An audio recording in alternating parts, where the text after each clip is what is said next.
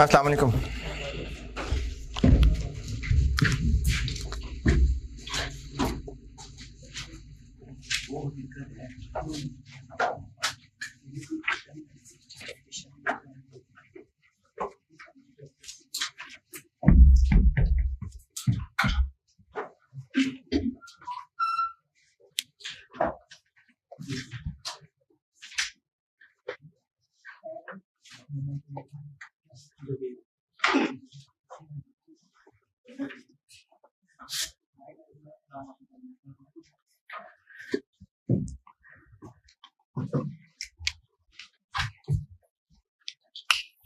First जनवरी 17 को 70% खरीदे, first जनवरी 20 पे आके 10 और खरीद दिए।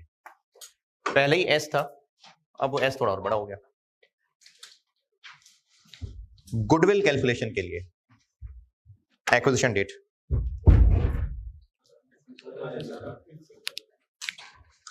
फर्स्ट जनवरी 17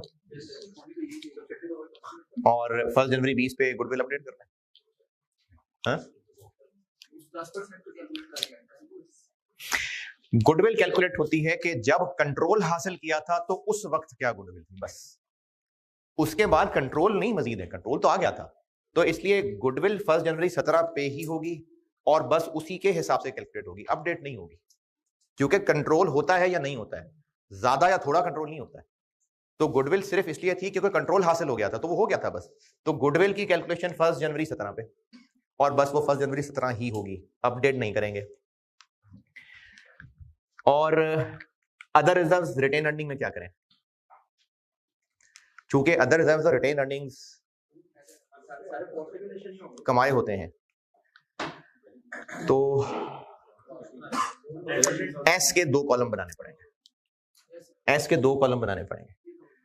इस फेज पे 70%, इस फेज पे 80%, रिटेन अर्निंग्स में भी और अदर रिजर्व में भी। ठीक है, गुडविल वही रहेगी फर्स्ट जनवरी 17 वाली। अदर रिजर्व्स और रिटेन अर्निंग्स, एस के 2 कॉलम बनाने पड़ेंगे। इस पीरियड पे 70 लगाएंगे, इस पीरियड पे 80 लगाएंगे। क्या नहीं, मैंने ईयर नहीं लिखा हुआ।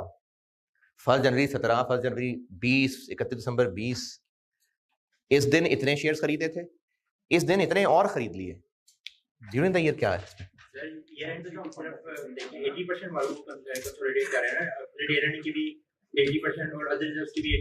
वही बता रहा हूँ ना, यही बता रहा हूँ कि अदर रिजर्व्स और रिटेन अर्निंग जिस दौर 70 था उस दौर के रिटेन अर्निंग एज एट तो होती है, लेकिन वो आखिरी दिन अचानक कमाई में प्रॉफिट थोड़ी होते हैं। एसेट्स का बैलेंस तो वाकई ही उस दिन का बैलेंस है, लेकिन रिटेन अर्निंग का बैलेंस एक्यूमुलेटेड प्रॉफिट्स होते हैं। एसेट्स साल के एंड पे जो हैं, हो सकता है वो सारे के सारे अभी खरीदे हों, जरूरी नहीं कि जल्दी पुश्ती चले आ रहे हैं, लेकिन रिटेन अर्निंग्स तो होती ही एक्यूमुलेटेड प्रॉफिट्स हैं, अचानक तो वो नहीं आए होंगे, ओवर द पीरियड बढ़ते बढ़ते बढ़ते बढ़ते यहां तक पहुंचे होंगे। तो रिटेन अर्निंग्स और अदर रिजर्व 2 कॉलम बनेंगे, इस हिस्से पे 70 लगेगा, इस हिस्से पे 80 लगेगा।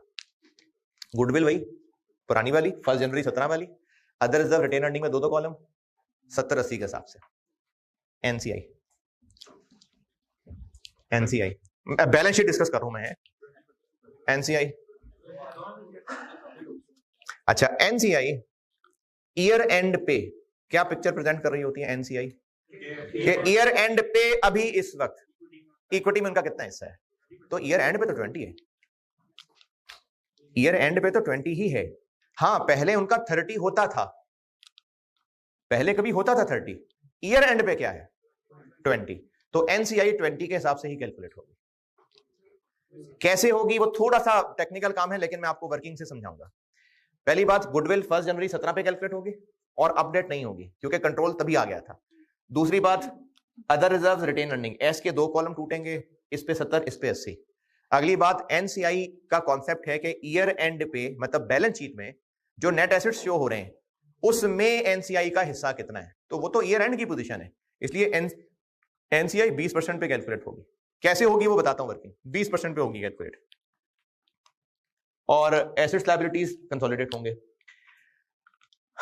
ये जो एनसीआई अब 20 है, पहले कितनी होती थी? 30। तो 30 से 20 कैसे हुई? हमने कंट्रोल तो पहले हासिल कर लिया था, अब हम ये कहेंगे कि हमने एनसीआई वालों से 10% खरीद लिया। पहले क्या था, हमने किसी और से 70% खरीदा था और अब हम स्टोरी में एंटर हुए थे। किसी से 70% खरीद के हमने अब एंट्री मारी थी और उस वक्त हम पी बन गए थे और बाकी 30% एनसीआई थे। अब हम स्टोरी का हिस्सा हैं। अब यहां 1 जनवरी 20 को हमने 10% और खरीद लिया किसी लोगों से, एनसीआई से। तो इस वक्त हम पी 70% होते थे, एनसीआई 30% होते थे, हम भी ओनर वो भी ओनर। अब हमने उन्हीं ओनर से उनका 10% खरीद लिया, तो इसको कहते हैं कि ये ओनर्स के दरमियान ही एक ट्रांजैक्शन है और हमने उनका जो हिस्सा खरीदा उसके पैसे दिए होंगे, हो सकता है ज्यादा दिए हो सकता है कम दिए हो। तो ये जो ज्यादा या कम दिए होंगे ये ऐसा कोई गेन नहीं है क्योंकि ओनर्स आपस में बैठ के सेटल कर रहे हैं। ये जस्ट एक adjust calculation point of view से गेन है, लेकिन असल में इसको गेन लॉस नहीं बोलते। ये ओनर्स के दरमियान ट्रांजैक्शंस पे बस एक एडजस्टमेंट होती है क्या, लेकिन ग्रुप पॉइंट ऑफ व्यू से तो वो ओनर्स ही है ना। एनसीआई भी तो ओनर, तभी तो statement of changes in equity में आ रहे होते हैं, तभी तो इक्विटी में एनसीआई आ रहे होते हैं, वो ओनर्स ही होते हैं।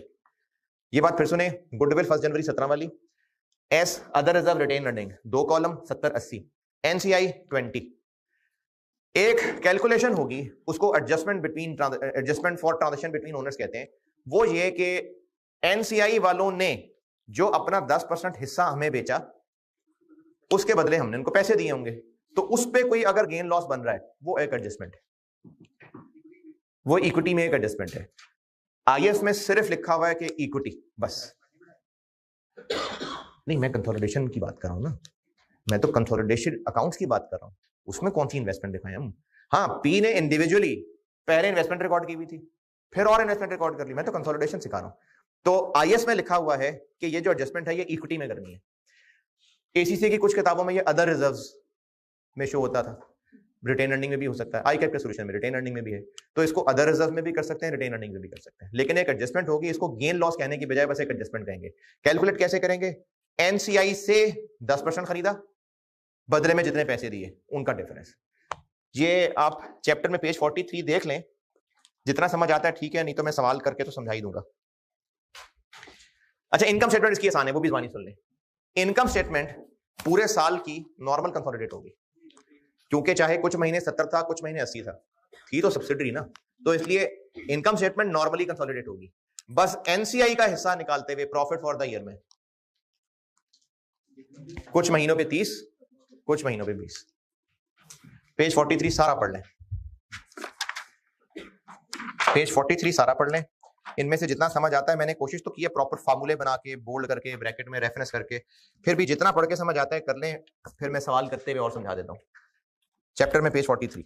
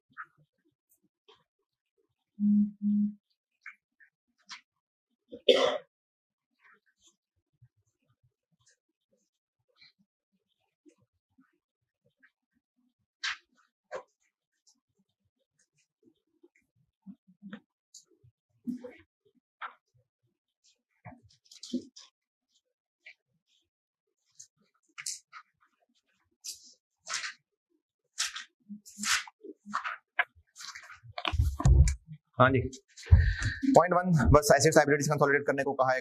पॉइंट 2 गुडविल, यही जो पहली इन्वेस्टमेंट पे होगी। पॉइंट 3-4 ये जो अदर रिजर्व और रिटेन अर्निंग के हिस्से करने हैं। पॉइंट 5 की अगर वर्किंग समझ आती है तो ठीक है, नहीं तो कोई बात नहीं, मैं भी सवाल करते हुए समझा देता हूँ। और इसी तरह से एनसीआई है, वो भी सवाल करते हुए समझाता हूं। चलें जी, प्रैक्टिस क्वेश्चंस पेज 100।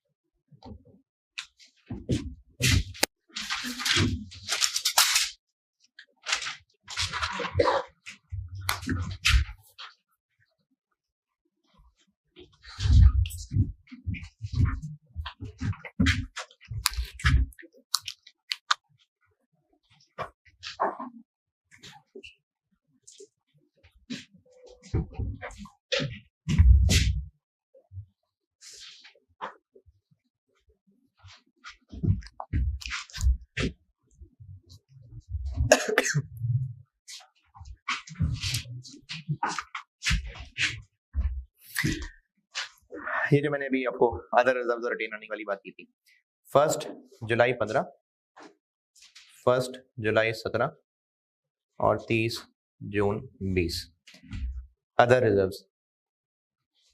1 जुलाई 15 पे कितने? 1500,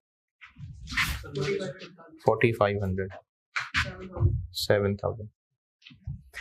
रिटेन अर्निंग्स वही होंगी, खैर 150 वही है, 3200, 8000, 58,000।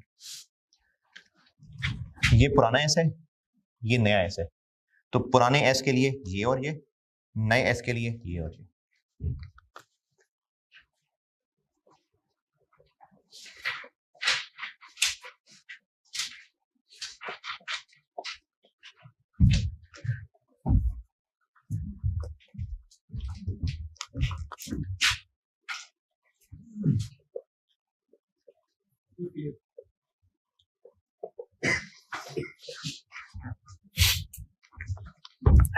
चलिए यहां तक पहुंचे, फिर गुडविल करता हूं।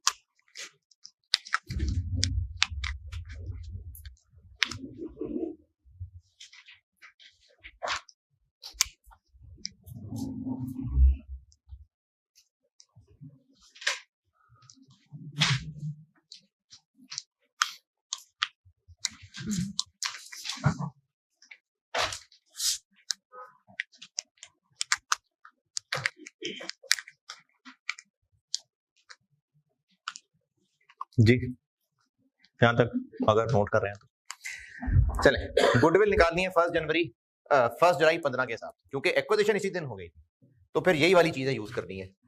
इन्वेस्टमेंट रिक्वायरमेंट पार्ट सी, कितने शेयर्स खरीदे थे? यानी 2800। कितने का खरीदा था? 15 का।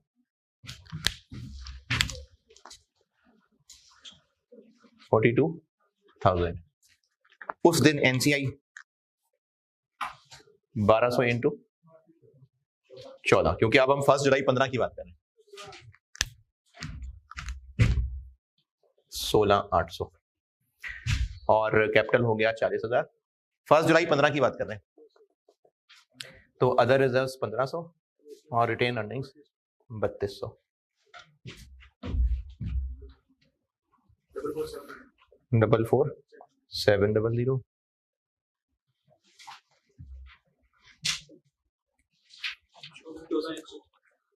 14,100, 14,10, 12,690।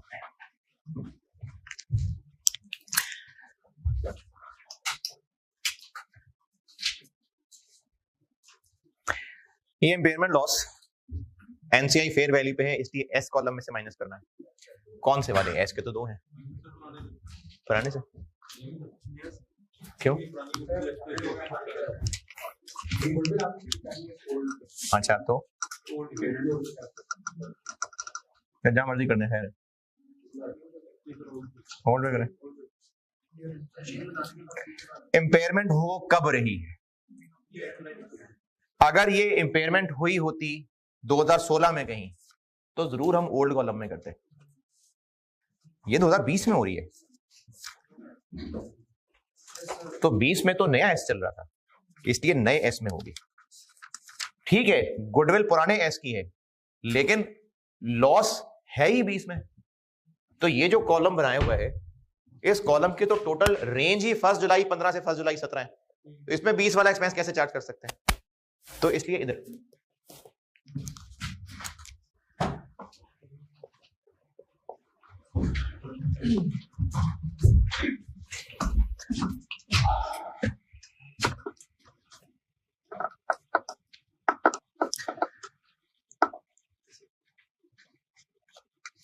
गुडविल की वर्किंग डन। वो एडजस्टमेंट वाली वर्किंग सिखाता हूं। और कोई एडजस्टमेंट तो नहीं थी शायद? अच्छा, और भी कोई एडजस्टमेंट होती ना तो पहले वो कर लेनी है। यानी अगर कोई फेयर वैल्यू एडजस्टमेंट है तो जिस रिस्पेक्टिव पीरियड की बनती है उस कॉलम में करनी है। जैसे इसमें है नहीं, लेकिन मान अगर फेयर वैल्यू एडजस्टमेंट होती तो उसकी एक्स्ट्रा डेप्शन कहां चार्ज करते?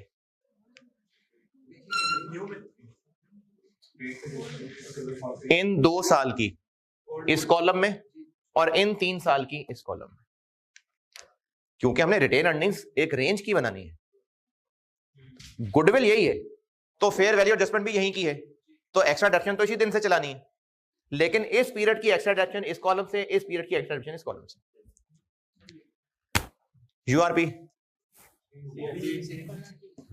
यूआरपी तो अभी पड़े हुए पे होता है भाई, तो वो न्यू पे होगा।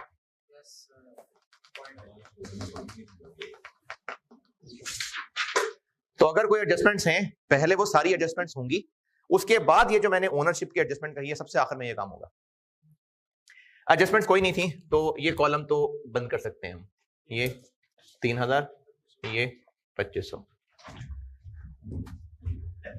ये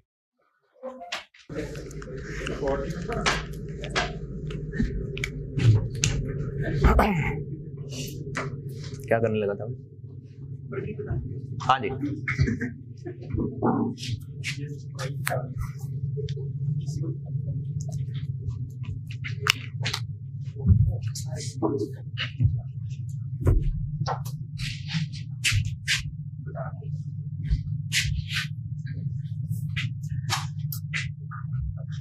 जो पहली 70% इन्वेस्टमेंट थी वो तो कुछ लोगों से खरीदी थी, लेकिन अब जो मजीद 10% खरीद रहे हैं वो किससे खरीद रहे हैं?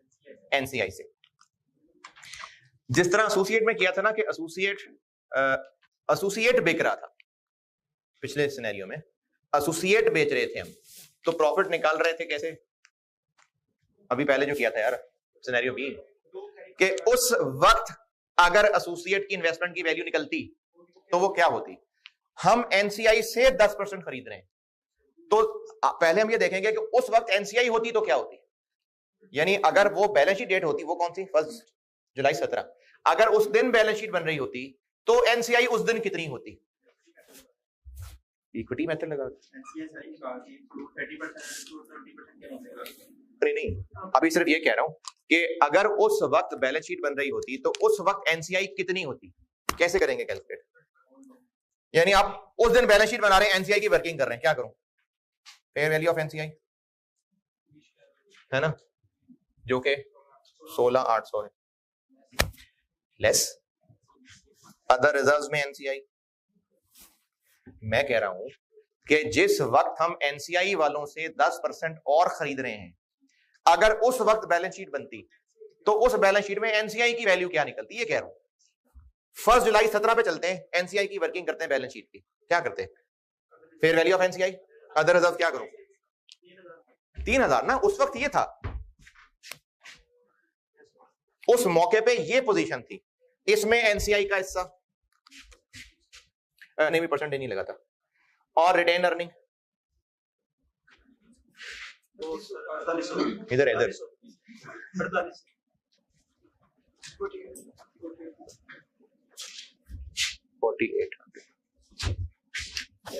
अगर उस वक्त एनसीआई कैलकुलेट करते तो ऐसे करते, मैंने भी मल्टीप्लाई नहीं किया इनटू 20 या 30, बस मैंने सिर्फ ये वैल्यूज बताई आपको। उस वक्त अगर एनसीआई कैलकुलेट करते तो ये कैलकुलेट करते। हम इसमें से एनसीआई वालों से क्या ले रहे हैं, 10%।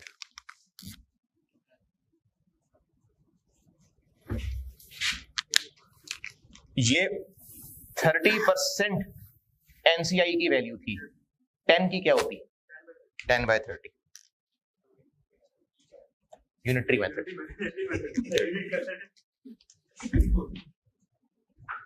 इतनी एनसीआई हम खरीदे, इतना हम एनसीआई से माल खरीदे।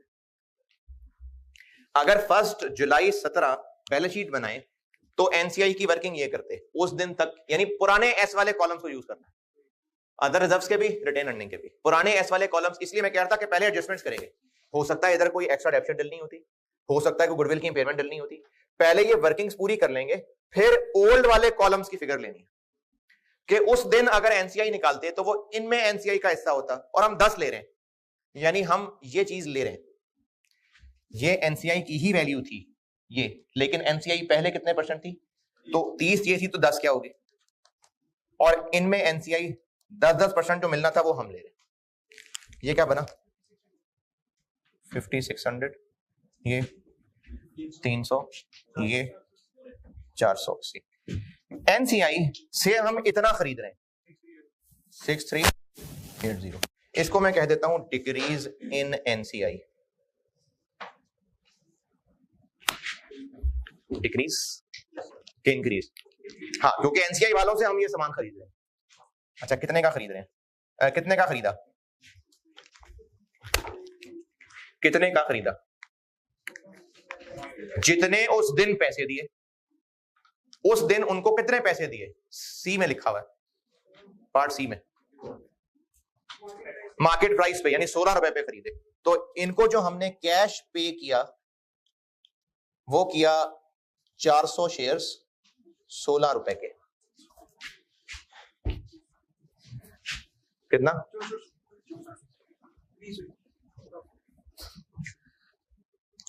अच्छा अब ये गुडविल शुडविल नहीं, gain loss point of view से सोचें, हमने ज्यादा पैसे दिए तो ये लॉस, यानी इसको आप एक नेगेटिव फिगर ले लें,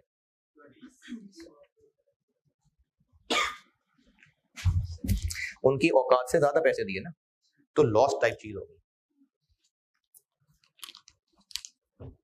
ये फिगर्स कैसे निकाली, उस दिन अगर बैलेंस शीट बनती तो आप एनसीआई की फिगर्स क्या लेते, ये वो फिगर्स लिखी, लेकिन हम एनसीआई से कितना ले रहे हैं, तो ये उन 10 की वर्थ लिखी है मैंने।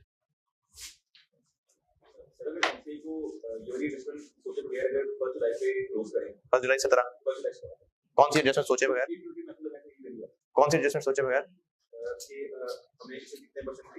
यानी उस दिन हम एनसीआई की वैल्यू निकाल लें और उसको 10/30 कर लें। हाँ ठीक है, वो ये कह रहे हैं कि आप उस दिन एनसीआई की वर्किंग ही कर लें, यानी 16800, 3000 का 30%, 4800 का 30%, एनसीआई निकल आई, उसको 10/30 कर लें, हैं, चलिए वैसे कर लें। जिस साल दौरान आप क्या 1 जुलाई की बजाय 18 अगस्त कर लें शाम 3:30 बजे, उस दिन की रिटेन अर्निंग दी होंगी ना, उस दिन की रिटेन अर्निंग दी होंगी ना, तो बस उस दिन वाली रिटेन अर्निंग ली हमने। ये जो दूसरा तरीका बताया ठीक है, अच्छा लग रहा है, अगर आपको ये आसान लगे ऐसे कर लें। ये मैंने सिर्फ ये किया है कि जो उसकी फेयर वैल्यू थी उस पर यूनिटी लगाया और इन पे वो लगा दिया जो हम ले रहे हैं। ऐसे करना है, ऐसे कर लें, या अभी एक स्टूडेंट ने बताया वो भी सुन लें कि आप उस दिन एनसीआई की वर्किंग करें, उस दिन जो एनसीआई 30% थी, एनसीआई निकाल लें, अब जो आंसर निकले उसको 30 से 10 पे ले जाए, तो ठीक है ऐसे कर लें। ये नेगेटिव क्यों, क्योंकि हमें ज्यादा पैसे देने पड़े, तो ये नेगेटिव, यानी एक लॉस टाइप चीज हो गई है। तो इस 20 को हम अदर रिजर्व में नेगेटिव दिखा सकते हैं, वो भी सही है, रिटेन अर्निंग में दिखा सकते हैं, वो भी सही है।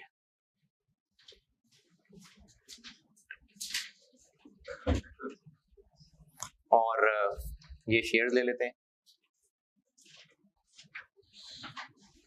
3000 पे 70 और 2500 पे 80, 2100 और 2000, 13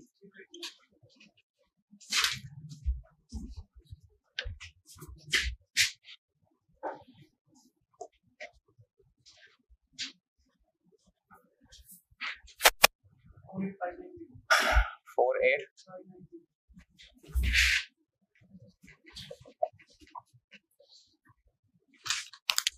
4800 पे 70 और 48590 पे 80, 3360 38872, तो ये हो गया टोटल 116232।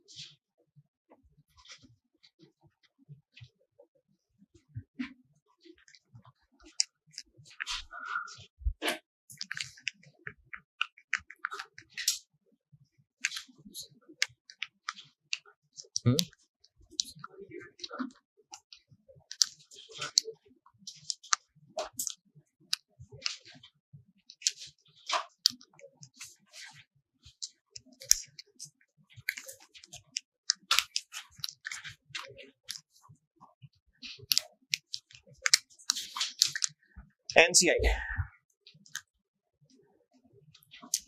20 या 30-20, बस 20, किस पे 20? इस पे, इस पे,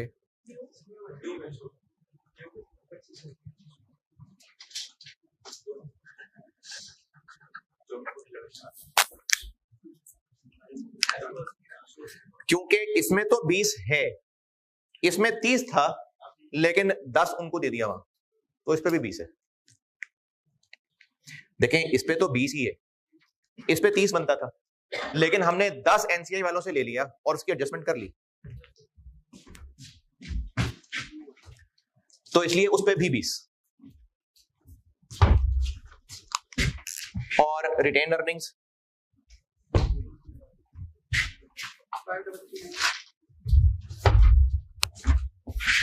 53390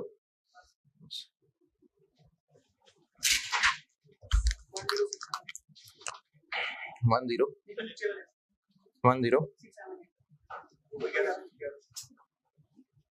ये क्या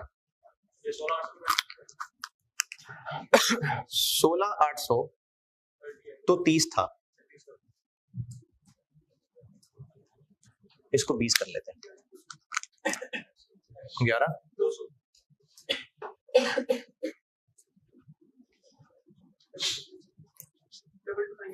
22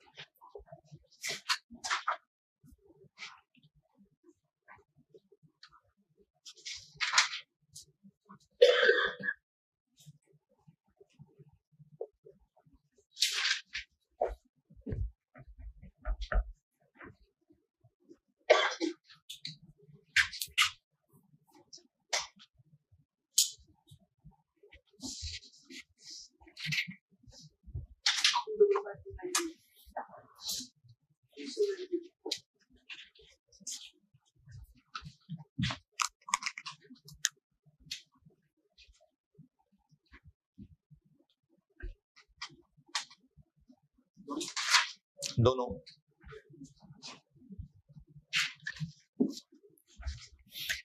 ये भी ये भी, वो भी इन्वेस्टमेंट थी, ये भी इन्वेस्टमेंट। 42 भी, ये दोनों ही इसकी एस में इन्वेस्टमेंट है, ये और ये।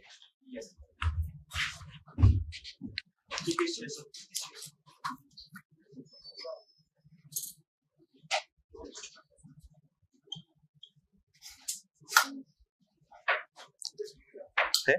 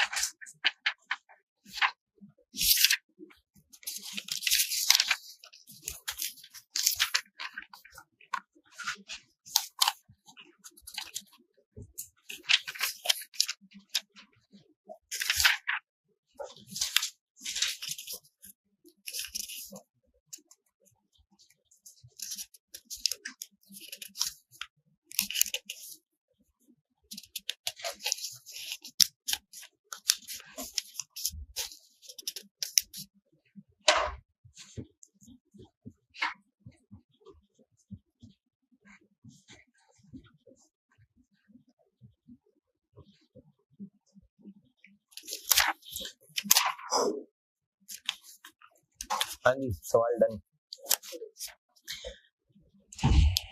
एक सवाल होमवर्क कराएंगे तो अच्छा होगा। मास्टर क्वेश्चन है, मास्टर क्वेश्चन इनकम स्टेटमेंट वाला, मास्टर क्वेश्चन इनकम स्टेटमेंट वाला आप कर लें ट्राई। एक कम है और दे दूं?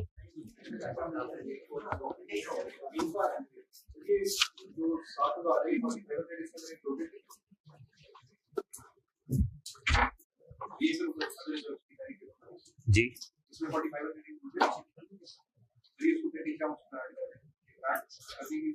फिर कब कर रहे हैं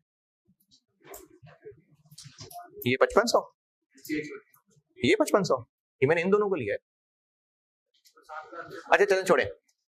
एनसीआई जब पहली दफा एनसीआई बनी थी वहां से लेके अब तक 20 लगा रहे हैं स्ट्रेट, इस पे तो नहीं एतराज, मतलब 30 और 20 की जगह पूरा 20 लगा रहे हैं, ये ठीक है। पहले दिन एनसीआई अदर रिजर्व्स कितने थे? 1500। आज कितने हैं? 7000। 7000 में से 1500 माइनस कर लो, 5500। यानी पहले दिन कंट्रोल से लेके आज बैलेंस शीट तक ये सब पोस्ट हैं, इन पे 5500 पे। ये जो प्रैक्टिस क्वेश्चन में पेज 100 पे ये जो भी सवाल कर रहे थे, इसके आगे मैंने इनकम स्टेटमेंट का सवाल बनाया है, लेकिन इसमें ना ये एक्स्ट्रा डेप्शन अच्छी एडजस्टमेंट है रेलिवेंट पोर्शन में, और फेयर वैल्यू एडजस्टमेंट 4800 लेनी है कि 4400 लेनी है, ये भी अच्छी बात, ध्यान करने वाली बात है। तो यही पेज 100 के ऊपर जो मैंने मास्टर क्वेश्चन एसओसीआई बनाया हुआ है, ये आप कर लें, संडे को किया हो। संडे को ना मैं स्टेप एक्विजिशन का पास पेपर का और सवाल कराऊंगा, और एक करा दूंगा बोर्ड पे, एक होमवर्क दे दूंगा, और फिर डिस्पोजल कराता हूँ शुरू। Step acquisition done.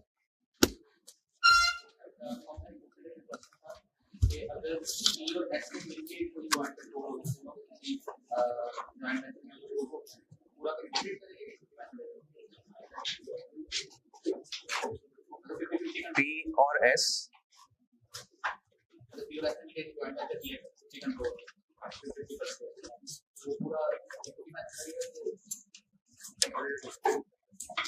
मेरे ख्याल में तो वो सब्सिडरी ही है, हाँ, क्योंकि दोनों का मिला के देखना है शेयर, वो तो 100% है, तो इसलिए मेरे ख्याल में सब्सिडरी है।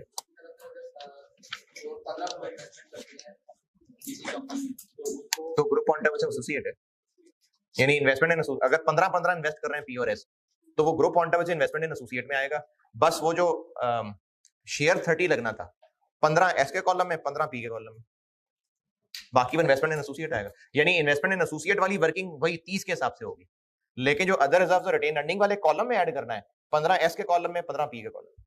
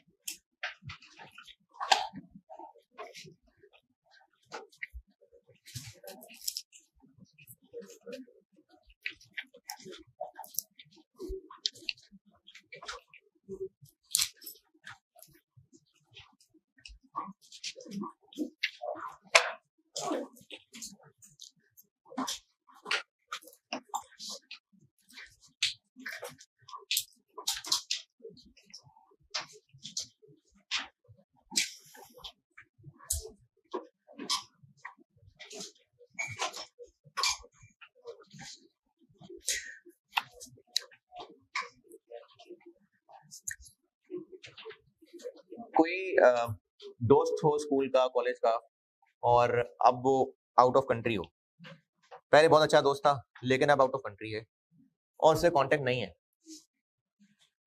तो खत्म दोस्ती, दोस्ती खत्म।